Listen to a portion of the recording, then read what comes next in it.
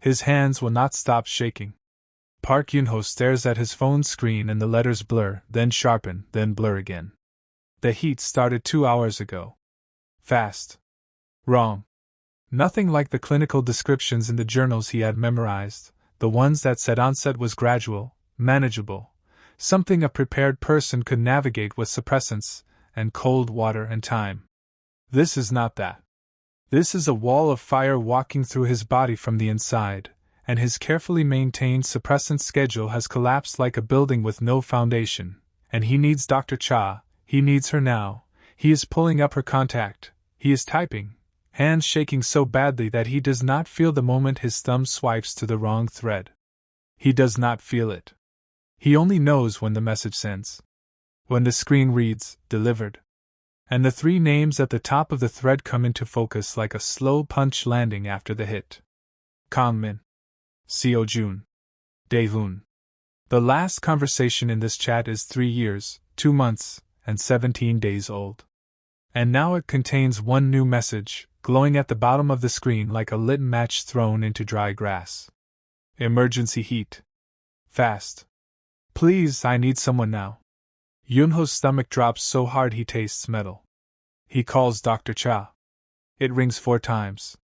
Voicemail. He calls again. Voicemail again. The heat moves through him in a wave and he slides down the wall of his apartment until he is sitting on the floor, back against the cold plaster, knees drawn up, phone clutched in both hands. 10 minutes. That is how long it takes. 10 minutes of the worst silence of his life, and then the knock comes. 3 times. Even. Unhurried. He opens the door because his body moves before his mind can stop it, and the 3 of them are standing there in the hallway under the yellow light like something out of a dream he had spent 3 years trying to forget. Kang Min stands at the center. He always stands at the center, not because the other 2 defer to him, but because the space simply reorganizes itself around him without being asked. He is in a dark coat, no tie, top button undone, which on any other man would look casual and on him looks like a controlled choice. His face is exactly as Yoonho remembers it. Shark jaw. Eyes the color of deep water at night. An expression that gives away nothing. Seo Jun is on his left, one hand in his coat pocket, jaw tight in a way that his easy posture is working hard to contradict. Dae-hoon is on the right and he is the only one whose face shows what this moment actually is, raw, open, a man who walked into something he did not fully prepare for. Yoonho's mind, even now, even through the heat burning every clear thought to the edges, does what it always does. It reads them. It clocks Kang Min's stillness, not calm, controlled. It clocks Seojun's jaw, not indifferent, working to appear it. It clocks Dae-hoon's eyes, not shocked, grieving something. It does all of this in 3 seconds because this is what Yoonho does. It is the one thing he has always been able to do that no suppressant could hide and no forged document could fake. He reads people the way other researchers read data. Precisely. Completely. He just never let them know he was doing it. The heat shoves a fresh wave through his chest, and he grips the door frame with both hands to stay upright. And then Kang Min's eyes move, just once, just briefly, down to the scent-blocking patch at Yoonho's throat. The one that is peeling at the corner. The one that has been failing for the last 2 hours along with everything else. Yoonho watches Kang Min's eyes return to his. Watches understanding move through them like a current under still water. Silent. Absolute. And far, far too late to stop. 3 years ago, Park Yoonho walked into Shin Pharmaceuticals on a Tuesday morning with a forged beta designation certificate, a research portfolio that was entirely real, and the kind of focused calm that only comes from having nothing left to lose. He had chosen this company on purpose. He had mapped its structure, studied its leadership, understood precisely what kind of man would hire him, and what kind of performance would keep him invisible. He was good at his job. He was better at being invisible. For 18 months he moved through those research floors like a shadow with a lab coat, producing work that made the senior researchers look good and asking for nothing in return. He kept his scent patches fresh. He kept his suppressants on a rigid schedule. He kept his eyes down during the moments that mattered, and he watched, with the careful part of his mind that never fully rested, the three men who ran that building as naturally as breathing. He noticed things he was not supposed to notice. That Dae-hoon, the youngest, memorized his coffee order after the second week without ever appearing to pay attention. Black, no sugar, the cheap instant kind he brought from home in a small thermos, and once, without a word, left a cup of the exact same brand on his desk when the thermos ran out. That Seo-jun stayed in the research wing until 2 in the morning arguing the ethics of Omegaverse pharmaceutical pricing with whoever was still there, and the night Yoonho made a counterargument he had not expected, Seo-jun went quiet for a full 4 seconds before saying, simply, that Yoonho was right. That Kangmin, who passed through the research floors once a week and said less in those visits than most people said in a sentence, paused behind Yoonho during a board presentation where Yoonho's data was being credited to someone else, and said, quietly enough that only Yoonho heard it, "You did well." 3 moments. He had filed them under dangerous and run. He thinks about Dr. Cha's voicemail message, the one from 2 years before he left.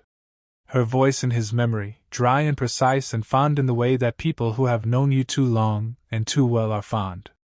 Yoonho, those men notice everything. Everything. She had meant it as a warning. He had treated it as one. He had been so careful. He had been meticulous. He was absolutely certain, invisible. And now Seo-jun tilts his head in the doorway of Yoonho's small apartment in Maple-gu, tilts it the way a man tilts his head when he is choosing his next words with the precision of a scalpel, and says quietly, "We knew, Yoonho. We've known for a long time." The silence that follows those words is the loudest thing Yoonho has ever heard. He looks at Seo-jun. He looks at Dae-hoon. He looks, briefly, unavoidably, at Kangmin. None of them look away. The heat moves through him again, lower and harder than the last wave, and he grips the door frames so tight his knuckles go pale. He needs to close the door. His hand moves toward it, actually moves, fingers wrapping around the edge, and Dae-hoon speaks. His voice is gentle in a way that has no performance in it. "You need a bonded alpha presence to stabilize." A pause. "You know this." Yoonho knows this. He knows this the way he knows his own blood type, the way he knows the boiling point of water. It is not a feeling, it is a fact, it is biology being honest with him in the worst possible moment. He does not answer. Seo-jun shifts his weight, something in his expression moving towards something almost human beneath the composed surface. "One night," he says. "No obligations. We leave in the morning if that's what you want. The offer is clean. Transactional." Seo-jun raps it in the language of a man who has never once in his life offered something he did not intend to collect on, but his voice is not cold when he says it. That is the part Yoonho cannot process through the heat and the fear and the anger sitting in his chest like a stone. That none of them sound cold. Yoonho's hand tightens on the door. He is going to close it. He is going to close it and call Dr. Cha again and sit on the floor and survive this the way he has survived everything, alone, quietly, without asking anyone for help. He is going to do that. And then Kangmin speaks. He has not moved. He has not shifted, has not adjusted his posture, has not done anything to signal that he is about to say something. His voice is low and even and it cuts through the heat and the fear and the 3-year silence between them like it has always had the right to be here. "I will keep you safe." 4 words. Nothing else. Not a promise wrapped in conditions. Not a negotiation. Not an offer. Just 4 words spoken by a man who, in 18 months of watching, Yoonho had never once heard say something he did not mean. The heat shoves through him hard enough that his vision whites at the corners. His legs are shaking. He can feel his body making decisions that his mind has not signed off on, the doorframe the only thing keeping him upright. He does not say yes. The word will not come. But his hand releases the door. His weight shifts back. One small, devastating step that is not agreement, and is not refusal, and is somehow, in this moment, the most honest thing he has done in 3 years. And the most terrifying. They do not take him anywhere. That is the first thing that surprises him. He had expected, he does not know what he expected. A black car. The Shin residence he had read about in business profiles, all clean architecture and impossible square footage. A removal, efficient and alpha, the kind that does not ask. Instead, Kangmin looks at the apartment behind Yoonho, and then looks at Yoonho and says simply, "We stay here." Not a question. But also, somehow, not a command. They file in like men moving carefully in a space that does not belong to them, and Yoonho stands in the middle of his own living room and watches three of the most powerful people in South Korea rearrange themselves around his second-hand furniture with the focused attention of people who are determined to take up as little space as possible. Kangmin takes the armchair in the corner. He sits, sets both forearms on his knees, and goes still. He will not move from that position for the rest of the night. Seo-jun goes to the kitchen without being told and opens every cabinet twice before he finds the tea. He makes it wrong cup, wrong temperature, but he makes it, and he sets it near Yoonho on the low table without comment. Dae-hoon sits on the floor beside the couch. Not on the couch. The floor. Close enough that Yoonho can feel the warmth of another person, far enough that there is no touch, no pressure, no demand. Yoonho sits on the couch above him and pulls his knees up and watches all three of them the way he has always watched, quietly, precisely, reading everything they are trying not to show. Kangmin's stillness is deliberate. He is restraining something. Seo-jun's competence in the kitchen is a method of not looking directly at Yoonho, which is the most un-Seo-jun behavior Yoonho has ever observed, and it tells him more than a direct conversation would. Dae-hoon stares at the floor for a moment, and then begins talking.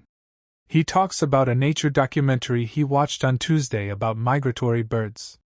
He talks about a plant on his desk at the office that he is, by his own accounting, slowly killing through what he suspects is overwatering. His voice is calm and even and asks nothing of Yoonho, and Yoonho feels the heat recede, just slightly, just enough, in the warmth of three alpha presences holding their collective breath so as not to frighten him. On the shelf above the television there is a framed photograph of a woman with a soft face and tired eyes and a smile that knows something. Dae-hoon notices it. He says nothing. But sometime past midnight, when Kangmin's eyes move to the shelf, Dae-hoon shifts, quietly, without drawing attention, until his shoulder blocks the line of sight. Protecting something that was never explained to him, without being asked? Around 3 in the morning the apartment is silent, and the heat has pulled back to a low tide and Yoonho is almost asleep. Then Kangmin says his name. Just his name. Yoonho. Low. Private. Like a word said in a room where only one person is supposed to hear it. And something inside Yoonho's chest cracks open along a line he did not know was there. Morning comes and the heat is gone, and what replaces it is worse. It is clarity. Sharp, unforgiving daylight through thin curtains, and 3 men who spent the night in his apartment, and Park Yoonho standing in his own kitchen with his arms crossed, fully in control of his body for the first time in 18 hours, staring at all 3 of them with the expression of a man who has decided that last night was a crisis and this morning is a closing statement. He is polite about it. He is clinical. He thanks them, the words sitting flat and formal in his mouth, and he tells them he is fine now, that he will follow up with his doctor, that he does not want to keep them from their schedules. He is, by any reasonable measure, managing this beautifully. And then Seo-jun reaches into the bag he brought, the bag Yoonho had not noticed until now, and sets a journal article on the kitchen table. Printed. Annotated in red. Yoonho looks at the pseudonym at the top of the page. The one he published under 14 months ago. The research that took him 8 months to complete, and that no one at his current lab knows is his. He looks up at Seo-jun. "This is yours," Seo-jun says. Not a question. Not an accusation. Just a fact, stated quietly, by a man who has clearly known it for some time. The clinical distance Yoonho built this morning takes a breath and holds it. Seo-jun keeps going. He cites a specific methodology flaw in the 3rd section that Yoonho has been aware of since publication, and then, with the complete ease of a man falling back into a rhythm he never actually left, he argues it. Directly. expecting to be argued back. And Yoonho, against every decision he made this morning, argues back. They go for 6 minutes. Kang-min stands in the doorway and watches them with an expression Yoonho cannot name, and does not try to. Then Dae-hoon sets a small pharmacy bag on the counter. Pharmaceutical-grade suppressants, the correct formulation, the one that is almost impossible to source without hospital connections. I sourced the non-tampered batch, Dae-hoon says the way someone says something simple, something that cost them nothing. Took 3 days. 3 days. Yoonho stares at the bag. He counts backward. 3 days ago he did not send that text. 3 days ago he had no contact with any of these men. Which means Dae-hoon knew before the text. He knew something was wrong before Yoonho did, and he moved, quietly, without announcing it, and he fixed it. Yoonho opens his mouth. Closes it. Kang-min crosses the kitchen without sound, sets a white envelope on the table beside the journal article, and walks back out of the room. Yoonho stares at the envelope. He opens it. Inside is a single document, his research position at his current lab, reclassified. A new employment tier that carries no designation disclosure requirement. His name.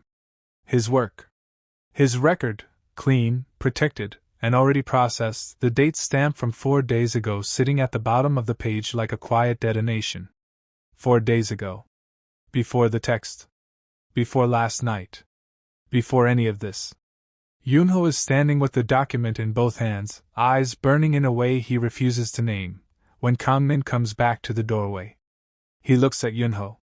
Then he crosses the room, and he stops one breath away, close enough that Yoonho can feel the warmth of him, far enough that there is no pressure, no demand, and he looks down at Yoonho with those dark, unreadable eyes and says, "You're not going to thank me." It is not a complaint. It is not a joke. It is something else, something that sits low and serious in his voice, and Yoonho looks up at him and says the only word that is honest. Why? Kang-min is quiet for a long moment. Long enough that Yoonho counts his own heartbeats. Then Kang-min says, "Because you were always worth protecting. We were just too slow to say it." And the ground underneath everything Yoonho built to survive shifts 3 inches to the left, and he has no idea what to do about that at all. He does not announce it. He does not explain it. He simply moves to his bedroom, pulls a canvas bag from the top shelf of his closet, and begins filling it with the efficient, unhurried calm of a man who has packed and left before, who knows exactly what he needs and exactly what he is willing to leave behind. His hands are steady now. That is the cruelest part. The heat is gone, and his hands are steady, and he is in complete control of himself for the first time in 2 days, and he is using that control to walk away. He brings the bag to the living room. Seo-jun watches him from the kitchen doorway, arms loose at his sides, expression doing the specific thing it does when Seo-jun is deciding not to fight something. He steps aside. Completely. No argument, no repositioning, just a man making room. But he says, quietly, to the air between them, "This is insane." Yoonho does not stop moving. "I know," he says. And somehow those 2 words, so short, so plain, land between them like a full confession, because Yoonho is not disagreeing. He knows it is insane. He is leaving anyway. Dae-hoon stands up from the couch and crosses the room in 4 steps and wraps both arms around Yoonho from behind, sudden and fierce and brief, his chin dropping to Yoonho's shoulder, his voice dropping lower than that. "You don't have to keep surviving alone." He lets go before Yoonho can respond. Steps back. Sits down. Does not look at him again. Yoonho stands in the middle of his own living room with his bag over one shoulder and his chest doing something complicated and painful, and he turns toward the door. Kang-min is standing in front of it. Not blocking it. Both hands at his sides, coat still on, dark eyes level. He is just standing there, the way a closed road just stands there, not a threat, not a demand, just a presence that changes the direction of everything around it. Yoonho walks toward him. Stops 2 feet away. "Move," Yoonho says. Kang-min does not move. Not yet. He looks at Yoonho for a moment that stretches past what moments are supposed to be able to hold, and then he says, low and even, "Tell me to stop." Yoonho goes very still. Because it takes him exactly 1 second to understand that Kangmin does not mean stop standing here. He means stop wanting you. Stop having spent 3 years wanting you. Stop. Yoonho's throat tightens. He does not say it. The silence is long enough to be its own answer, its own verdict, the kind of quiet that means everything and commits to nothing all at once. Then Kangmin steps aside. And Yoonho walks out. The elevator doors close on his reflection, bag on his shoulder, eyes forward, jaw set, and he stares at himself in the brushed steel and does not recognize the man looking back. He pulls out his phone. Opens the chat. Does not delete it. Stares at the 3 names at the top for the entire ride down. The doors open to the lobby. His phone buzzes. 1 message. From Kangmin. 3 words. No punctuation. No capitalization. No context. I knew the moment. Yoonho reads it once. Reads it again. The lobby is cold, and lit too bright and completely still. He stands in it for 11 seconds. Then he turns around and goes back up. If you felt that moment in your chest, you are exactly who this story was written for. Drop a comment below and tell us, what would you have done in that elevator? We read every single one. He walks back through the apartment door with his bag still on his shoulder, and does not explain himself. He sets the bag down by the couch. He sits. And then, without preamble, without easing into it, without giving himself the mercy of a breath first, he tells them about his mother. Her name was Park Seon. She was gentle and brilliant, and she loved a man who belonged to a family that did not know how to love her back.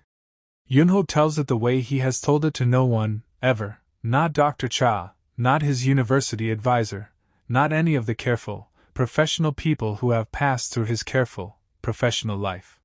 He tells it flat at first, factual, like he is presenting data, like distance is a thing you can maintain if you use the right words. His mother. The patriarch. The blacklisting. The rented room in Incheon. The prescription she could barely fill. The night he was 16 and the phone rang. He tells it flat until he gets to that last part, and then the flatness breaks, just once, just for a moment, like a clean fracture along a line that was always there. None of the 3 men say anything. Kangmin's jaw tightens once, a single, controlled movement, and then releases. Si-jun is looking at the floor. Daehoon's hands are clasped in his lap and his knuckles have gone pale. When Yoonho finishes, the room holds it. Holds the weight of it. And then Seo-jun looks up.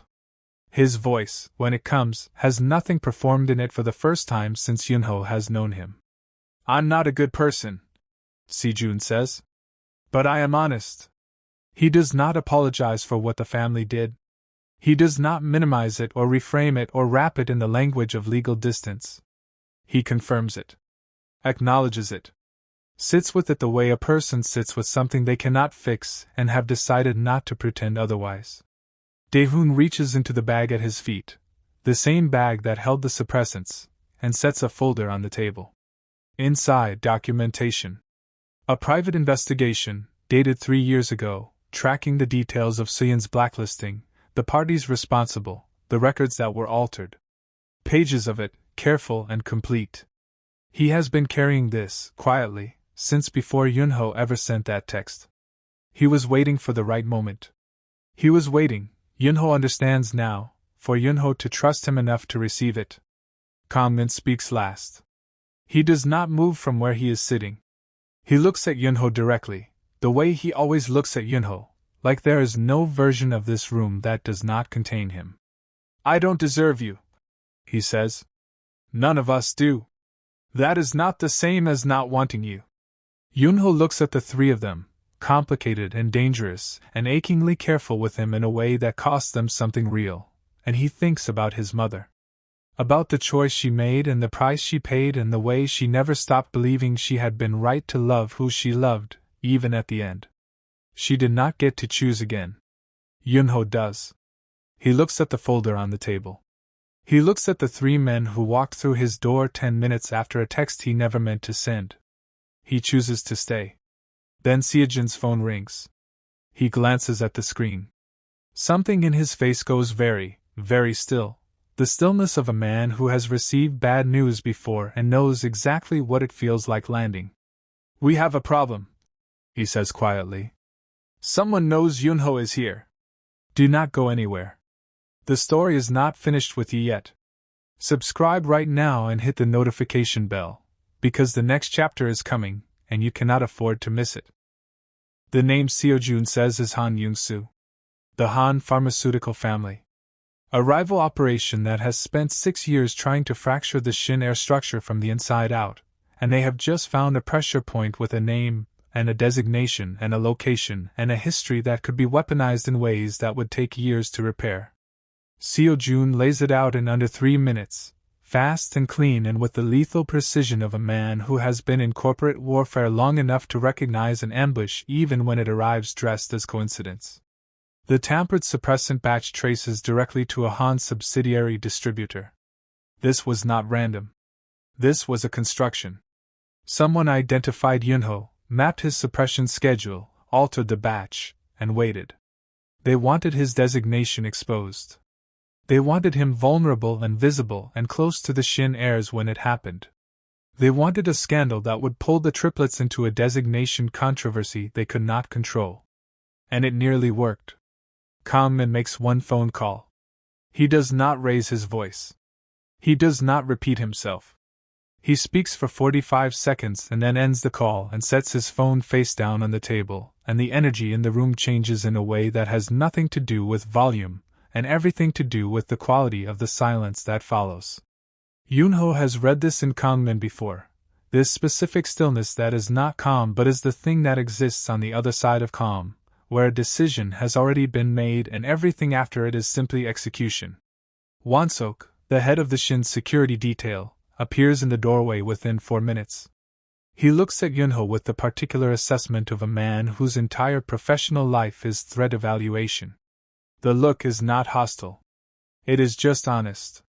Then he catches Kangmin's gaze and something passes between them, and Won-sok nods once, and his expression settles into something that is not warmth but is the closest thing to it that a man like Won-sok likely gets. Yoonho cannot return to his apartment. It is being watched. He does not argue this because the data supports it, and Yoonho has always followed data. He goes with them. The Shin residence is not what he imagined, though he had imagined it carefully. It is quieter than he expected, and the quiet is not empty.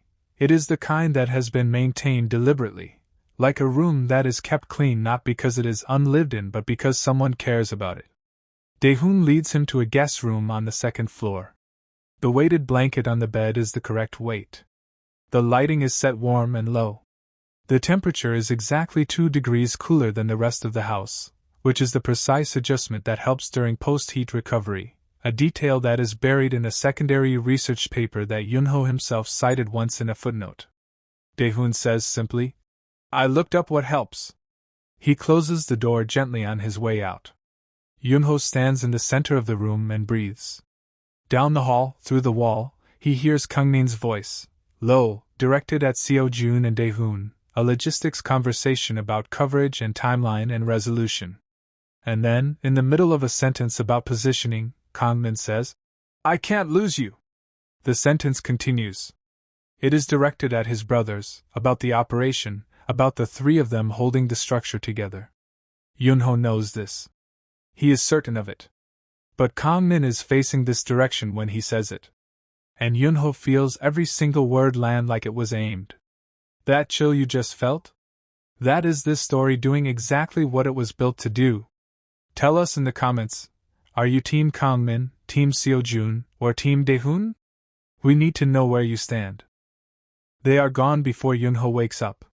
He knows the moment he opens his eyes and feels the quality of the silence, active, not restful. The kind of quiet that exists when a house has emptied out with purpose. He gets up. He moves through the residence the way he moves through every unfamiliar space, observing, cataloging, reading what is present and what is absent. Won-sok is at the ground floor, and he meets Yoonho's eyes when he reaches the bottom of the stairs and says nothing, which is its own information. They have gone to handle it. Yoonho waits. He is not good at waiting. He is, however, very good at being honest with himself, and so he admits, in the privacy of his own mind, that the feeling sitting in his chest right now is not professional concern. It is not the measured assessment of a researcher evaluating risk. It is fear. Plain, personal, specific fear with 3 names attached to it. Daehoon returns first, an hour later, a cut along his left forearm that is clean and not deep but is bleeding more than it should because Daehoon apparently did not stop to deal with it. He sits down on the kitchen counter without being asked and holds his arm out to Yoonho with the complete, uncomplicated trust of someone who has already decided. Yoonho cleans it and closes it in silence. His hands are steady. His chest is not. Daehoon watches him work and does not flinch once and says softly, when it is done, "You're very good at this." It is a small thing. It lands large. Seojun comes in 20 minutes after that. He does not sit on the counter. He sits on the kitchen floor, back against the cabinet, long legs stretched out, and for the first time in Yoonho's entire history of knowing him there is nothing composed about him at all. No strategy, no performance, no wit deployed as a shield. Just a man who is tired and has come home and does not have the energy left to be anything other than exactly what he is. Yoonho sits down beside him on the floor. They do not speak. They do not need to. Kangmin is last. He comes in quietly through the side entrance, and he is carrying something careful in the set of his shoulders, the way a person carries something fragile they do not want to admit is fragile. There is a cut across the back of his right hand, not serious, but open, and he has wrapped it loosely in something that is already soaking through. He holds it out to Yoonho without being asked, the way Daehoon held out his arm, the way all 3 of them have been doing since the beginning, offering themselves to him without demand, without expectation, without any of the conditions that powerful men usually attach to vulnerability. Yoonho takes Kangmin's hand in both of his and works, and neither of them speaks for a long time. Then Kangmin says, low and honest and directed at no one but him, "You make me want to be different." Yoonho does not look up from the wound. "I don't need you to be different," he says. "I need you to be honest." Kangmin is quiet for a moment. "Then I'll tell you this." Another moment. "Best decision I ever made, coming to your door." The room is very still. Daehoon reaches out first, his unbandaged hand finding Yoonho's arm, the touch warm and certain. Seojun shifts from the floor, one hand settling at the back of Yoonho's shoulder, not pulling, just present, just there. Kangmin is last, as he always is, as he perhaps always will be, taking his time with things that matter. His cut hand rises and cups Yoonho's face, rough and careful and real, and he says it against Yoonho's temple like a thing he has been holding in his chest for years and is finally done holding. "I will keep you safe. Always." Yoonho closes his eyes. And for the first time in 24 years of surviving alone, he believes it. If you are still here, you felt that. Leave a comment below and tell us, what did this moment mean to you? We will be waiting to read every word. 1 year later, Park Yoonho's hands are steady. They have been for a long time. He is standing at the front of a full auditorium at Yonsei University, lights overhead, 200 faces in the rows below, a presentation screen behind him bearing his research, his name, his designation listed plainly in the author field with no asterisk and no footnote, and no apology. His name is Park Yoonho. He is an Omega. He is the lead researcher on a designation ethics study that has just been accepted into the most respected pharmaceutical journal in East Asia. He reads the room the way he has always read rooms, the way his mother taught him to, in a rented room in Incheon, when she would describe the people she passed on the street and say, "Tell me what they were feeling, tell me what they needed," and he was always right. This is his skill. It has always been his power. He just spent 24 years letting fear convince him it was a liability. The auditorium is attentive. Genuinely so. He can feel the quality of the attention, the way it sharpens at the data points and softens at the human moments in the research, the way a good audience moves with a story rather than waiting for it to end. He presents for 40 minutes. He does not falter once. In the third row from the front, slightly left of center, Daehoon is sitting with his hands folded in his lap and an expression on his face that Yoonho has come to understand means he is proud and does not trust himself to show it at full volume in a public place. Beside him, Seo-jun has his arms crossed and his head tilted at the angle that means he is following every word and has already identified 3 things he wants to argue about later, which is, for Seo-jun, the highest form of respect. Kang-min is at the end of the row. Still. Watching only Yoonho. He has been watching only Yoonho since the moment Yoonho walked to the front of the room, and there is nothing unreadable about his expression anymore. It has not been unreadable for months now, not to Yoonho, who has spent a year learning the specific language of a man who spent decades making himself impossible to know. He knows this man now. After the auditorium empties, they walk to the Han River. The 4 of them, unhurried, no black SUV waiting, no security protocol running in the background, just 4 people walking the riverbank in the October cold, the Seoul skyline holding itself in the dark water below. Yoonho looks at the city. His mother looked at this same skyline from a rented room and loved it anyway, even when it refused to love her back. She is named in the acknowledgments section of the new Shin Pharmaceuticals Designation Disclosure Policy. Park Soo-yeon, cited as foundational to the ethical framework that Daehoon spent 14 months building quietly, carefully, without once asking Yoonho for permission, because he understood that some things you do not ask for permission to do right. You simply do them. Yoonho stops walking. He takes out his phone. Opens the group chat, the one that is 3 years and 2 months old and changed everything and has been active, daily, laughingly, achingly alive for the last 11 months. He types, deliberately, with steady hands and clear eyes and the full weight of a man who knows exactly what he is doing. Still here. He sends it. 3 phones buzz. All at once. All 3 of them look up at him. Daehoon with warmth, Seo-jun with that private curve at the corner of his mouth, Kang-min with the kind of stillness that is not restraint anymore but arrival. Like a man who has finally gotten somewhere he was always trying to reach. "I knew the moment I saw you," Kang-min says. Not 3 words this time. The whole sentence. Finally said aloud, on a riverbank in October, with the Han River carrying light below them and Seoul spread wide and bright above. Finally. Yoonho looks at him. At all 3 of them. He thinks about a girl in a rented room who loved without armor and a boy who built so much armor he almost forgot there was something underneath worth protecting. He thinks about wrong text messages and right doors and the particular mercy of a life that gives you a second chance to choose differently. His hands are steady. They have been for a long time. And if this story stayed with you, if Yoonho's courage moved something in you, if Kang-min's quiet devotion made your heart catch, if this world felt real and worth living in for a little while, then please subscribe to this channel and turn on notifications, because there are more stories coming and every single one of them was made for you. Share your thoughts in the comments below. Tell us what this story meant.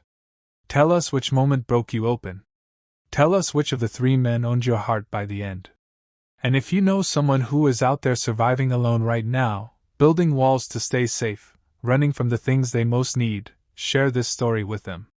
Because sometimes the most powerful thing one person can do for another is simply say, "You do not have to keep doing this alone." Thank you for watching. Thank you for staying until the end. We will see you in the next story.